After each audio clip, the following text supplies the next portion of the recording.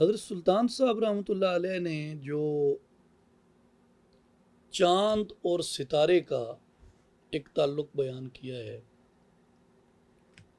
وہ ایک بڑی خوبصورت بات ہے.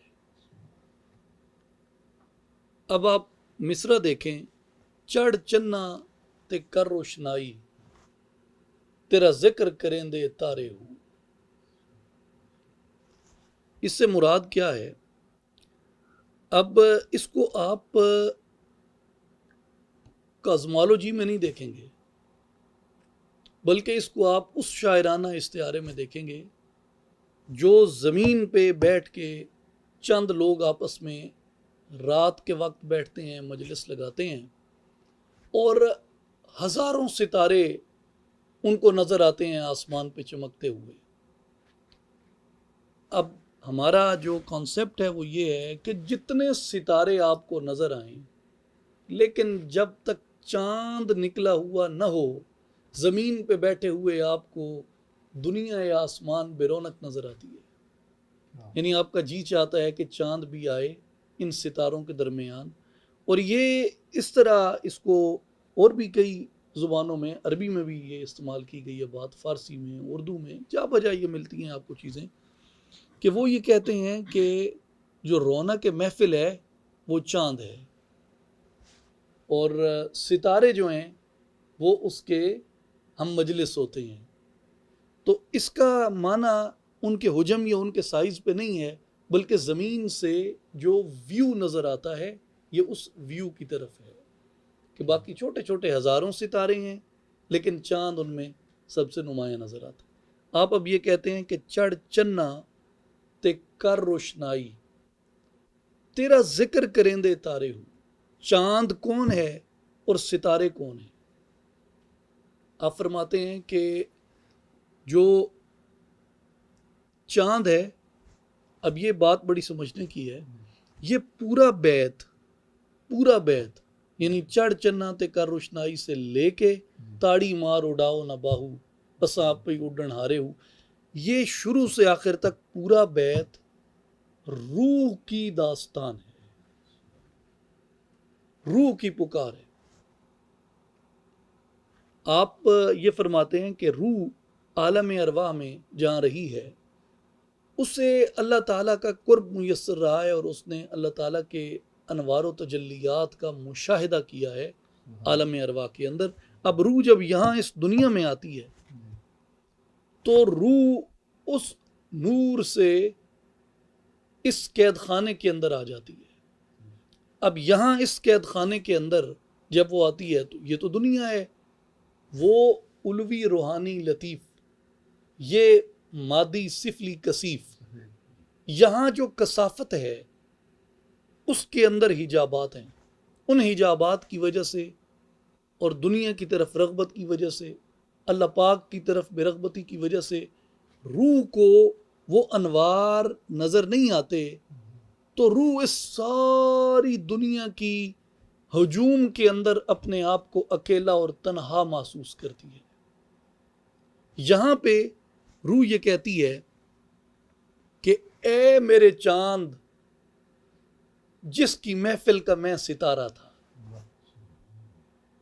اے میرے چاند جس کی محفل کا میں ستارہ تھا. مراد کیا ہے کہ وہ انوار و تجلیات ہماری محفل میں صدر محفل کی طرح تھے، اور ہم اس کے گرد منڈلاتے رہتے تھے، اس کا طواف کرتے رہتے تھے اس کے نور کا. اب وہ چاند میری نظروں سے اوجھل ہو گیا ہے. اے میرے چاند پھر نکل کہ میں تجھے دیکھوں اور مجھے قرار آ جائے. اے میرے چاند نکل میں تجھے دیکھوں کہ مجھے قرار آ جائے. اب اگلی بات بڑی دردناک ہے. گلیاں دے وچ پھرن نمانے لالاں دے ونجارے ہوں. اب گلیوں کے اندر وہ رلتے پھرتے ہیں گداگروں کی طرح جو کبھی لال و جواہر کے تاجر ہوا کرتے تھے. روح کی حیثیت اوریجنل کیا ہے کہ روح کو آپ استعارتاً بیان کرتے ہیں کہ جیسے ایک سنار ہوتا ہے یا ایک صراف ہوتا ہے یا ایک لعل فروش ہوتا ہے یا ہیرے جواہرات کا کاروبار کرنے والا ہوتا ہے یا جو ڈائمنڈز اور جیمز ان کی جو تجارت کرتا ہے، روح اوریجنلی اس کی طرح امیر کبیر ہے، اس کی طرح مالدار ہے، لیکن جب اس بدن کے قید خانے میں آ کے قید ہوئی تو ساری وہ جو اس کی دولت تھی وہ لٹ گئی، اور اب وہی روح ایک گداگر کی طرح ادھر ادھر گھومتی پھرتی ہے اور اس روح کو کوئی خیرات بھی نہیں دیتا۔ یہ بات آپ کو سمجھ آتی ہے، مجھے بھی سمجھ آئی جب میں نے اپنے مرشد پاک شہباز عارفاں حضرت سلطان سید محمد بہادر علی شاہ رحمۃ اللہ علیہ کا کلام پڑھا۔ آپ اس میں فرماتے ہیں، جناب علی استغاثہ سن اس نفس اخبس ازلم دا، غارت کرے خزانہ دل دا لال جواہر دم دا۔ اب وہ لال و جواہر ملکیت تو روح کی تھے وہ، لیکن یہاں اس پہ نفس و شیطان کا ایسا ڈاکہ پڑا کہ وہ لٹ گئی اس کی دولت، اور روح اب ایک گداگر کی طرح ہے جس کی کوئی صدا سننے پہ بھی تیار نہیں ہے۔ اور پھر آپ کہتے ہیں کہ شالہ مسافر کوئی نہ تھی وے، ککھ جنا تھی بارے ہو، کہ روح کو جب آپ ایک عارف کامل کے طور پہ مختلف سالک جو آتے ہیں آپ کے پاس، ان کی کیفیات کو آپ دیکھتے ہیں، مختلف لوگ جو آتے ہیں ان کی آپ کیفیات دیکھتے ہیں، تو ان لوگوں کی کیفیت یہ ہوتی ہے کہ ان کا بدن مسلسل مادیت پرستی کی وجہ سے، مادی خواہشات کی وجہ سے نفس فربہ ہو چکا ہوتا ہے اور روح کمزور ہو چکی ہوتی ہے۔ اب اس پہ آپ یہ غور کریں کہ نفس اور شیطان بدن سے ہر وہ کام کرواتے ہیں جس سے روح تقویت نہ پائے، یعنی جو لطافت ہے وہ تقویت نہ پائے، لطافت کی بجائے کثافت تقویت پائے۔ اسی طرح لذت، نفس و شیطان اس جسم سے وہ کام کروانا چاہتے ہیں جس سے کہ روح کو لذت نہ ملے، لطافت کو لذت نہ ملے، بلکہ کثافت کو لذت ملے۔ وہ اس سے یہ کام کروانا چاہتے ہیں کہ لطافت متحرک نہ ہو انسان کے اندر کی، بلکہ کثافت متحرک رہے۔ اب مثال کے طور پہ جو نفسانی خواہشات ہیں، نفسانی خیالات وجود کے اندر رہتے ہیں، ہر بندہ ہر وقت کسی نہ کسی نفسانی سوچ کو سوچتا رہتا ہے، اس سے روح مرجھاتی ہے، نفس فربا اور موٹا ہوتا ہے۔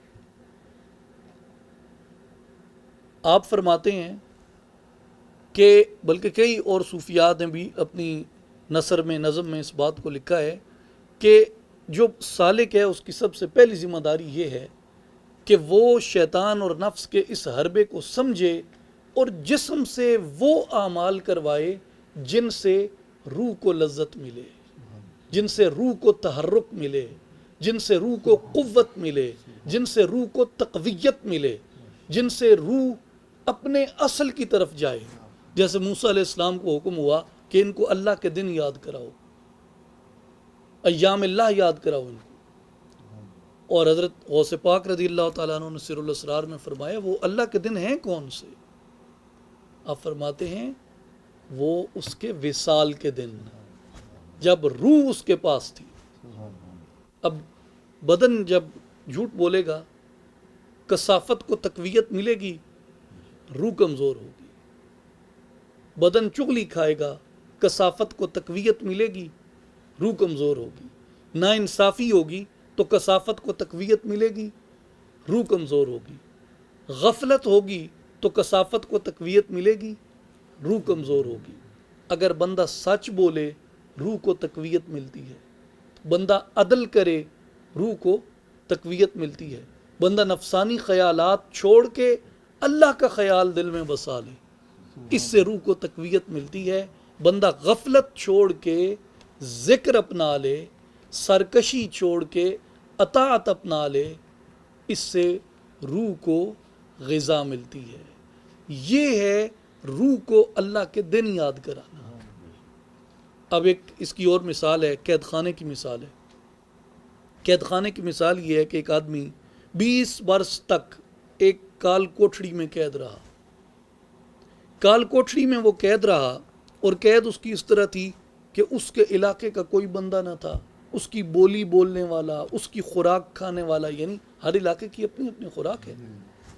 علاقے سے آپ جب بدلتے ہیں تو خوراک تبدیل ہو جاتی ہے۔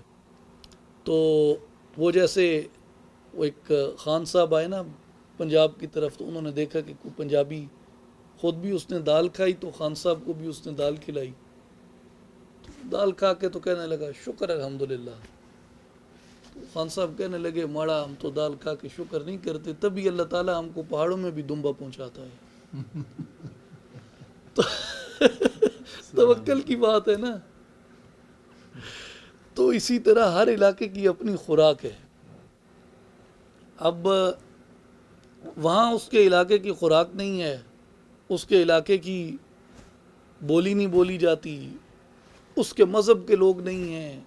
20 سال تک وہ کسی اپنی رنگ و نسل کے، اپنی جسامت کے، اپنی وضاقتہ کے، اپنی بولی کے آدمی سے نہیں ملا۔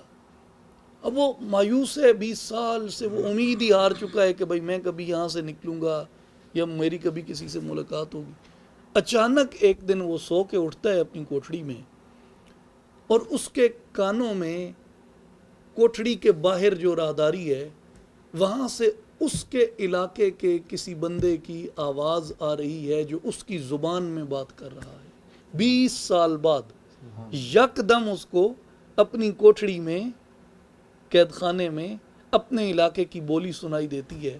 آپ مجھے بتائیں اس قیدی کی خوشی کا کیا عالم ہوگا اس وقت؟ وہ تڑپ جائے گا، وہ بے قرار ہوگا، وہ مضطرب ہو جائے گا، وہ خوش ہو جائے گا، وہ بے چین ہو جائے گا۔ اس کی ٹوٹی ہوئی امیدیں ایک بار پھر جڑنے لگیں گی، مایوسی کے اندھیرے چھٹنے لگیں گے، اور اس کے اندر امید کی ایک اور کرن روشن ہو جائے گی۔ اب یہ کیا ہے؟ اس نے اپنے علاقے کی بولی سنی، بولی سننے کا یہ اثر ہوا کہ اس کی امیدیں واپس آنے لگیں، مایوسی چھٹنے لگی، اندھیرا ختم ہونے لگا، اجالا اس کو نظر آنے لگا۔ یہی بات روح کی ہوتی ہے۔ جب روح اس بدن میں آتی ہے، برس ہا برس گزر جائیں، روح کے سامنے کوئی اللہ کا نام نہ لے، روح کے وطن کی بات نہ ہو، تو روح اس قیدی کی طرح اندر ہی اندر مرجھاتی رہتی ہے۔ لیکن جیسے اللہ کا ذکر ہوتا ہے، اللہ کی کلام پڑھی جاتی ہے، اللہ کی اطاعت کی جاتی ہے، اللہ کی دعوت دی جاتی ہے، وہ روح کو اس طرح لگتا ہے کہ اس کے وطن کی بات ہو رہی ہے، روح کے وطن کی بات ہو رہی ہے۔ اب حضرت سلطان صاحب رحمۃ اللہ علیہ نے یہ فرمایا کہ روح کا وطن یہ دنیا نہیں ہے، روح کا وطن وہ ہے۔ مثلاً آپ کا ایک اور بیت ہے، آپ فرماتے ہیں بن چلایا طرف زمین دے، بن چلایا طرف زمین دے، عرشوں فرش ٹکایا ہو، گھر تھی ملیا دیس نکالا، اسن لکھیا جھولی پایا ہو۔ اب کیا مراد ہے کہ عرش گھر ہے، عرش وطن ہے، عرش وطن ہے، شالا مسافر کوئی نہ تھی وے، ککھ جنا تھی بارے ہو۔ اس سے کیا مراد ہے؟ پردیس میں ہے نا۔ کون پردیس میں ہے؟ بدن پردیس میں نہیں ہے، روح پردیس میں ہے، روح پردیس میں ہے۔ روح کا وطن عرش ہے، گھر تھی ملیا دیس نکالا، روح کو یہاں بھیجا گیا نئے لباس میں، نئے روپ میں، گھر تھی ملیا دیس نکالا، اصل لکھیا جھولی پایا ہو، رونی دنیا نہ کر جھیڑا، ساڈا اگے جی گھبرایا ہو، اسیں پردیسی ساڈا وطن دراڈھا یا حضرت باہو، دم دم غم سمایا ہو، شالا مسافر کوئی نہ تھی وے، ککھ جنا تھی پارے ہو۔ یہ روح کی پکار ہے ساری۔ ایک اور مقام پہ آپ فرماتے ہیں الست بربکم سنیا دل میرے، جند کالو بلا کو کہندی ہوں، الست بربکم کیا میں تمہارا پالنہار ہوں؟ قالو بلا شہدنا ہم گواہی دیتی ہیں کہ تو ہمارا پالنے والا ہے۔ الست بربکم سنیا دل میرے، जिंद कालू बला को कहती हूँ हुब वतन दी गालिब आई एक पल सवण न देंदी हूँ। जिंद जान को कहते हैं, जान रूह को कहते हैं। रूह कहती है कालू बला शेदना। अब ये बात सुनी तो वतन की मोहब्बत रूह पे यूं गालिब आई कि एक पल भी ये सोने नहीं देती। हुब वतन दी गालिब आई एक पल सवण न देंदी हूँ। फिर आप फरमाते हैं कहर पवे तेनू राजन दुनिया तू हकदा राह मरेंदी हूँ। ये दुनिया की बात है जो रूह को उससे गाफिल कर देती है। इसलिए फिर आप फरमाते हैं कि ताड़ी मार उड़ाओ न बाहू असा आपे ही उड्डण हारे हूँ। रवनी दुनिया ना कर जेड़ा साडा अगे जी घबराया हूँ। ये एक ही बात इन दोनों मिसरों में हो रही है।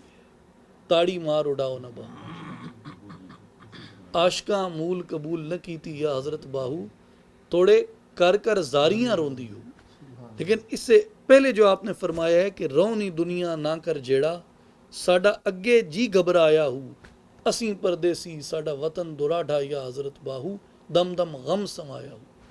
तो ये रूह की दास्तान है। सालिक जो होता है जब आता है अपने सफ़र का आगाज़ करता है, मुर्शिद कामिल सबसे पहले उसके सामने ये तरजीह वाज़े करता है कि भाई दो ज़िंदगियां हैं। एक ज़िंदगी बदन के लिए है, एक ज़िंदगी रूह के लिए है। अगर तुझे कसाफत से मोहब्बत है तो जा बदन के लिए जी। अगर तुझे लताफत से मोहब्बत है तो रूह के लिए जी। याद रख कसाफत के तकाजे अलग होते हैं, लताफत के तकाजे अलग होते हैं।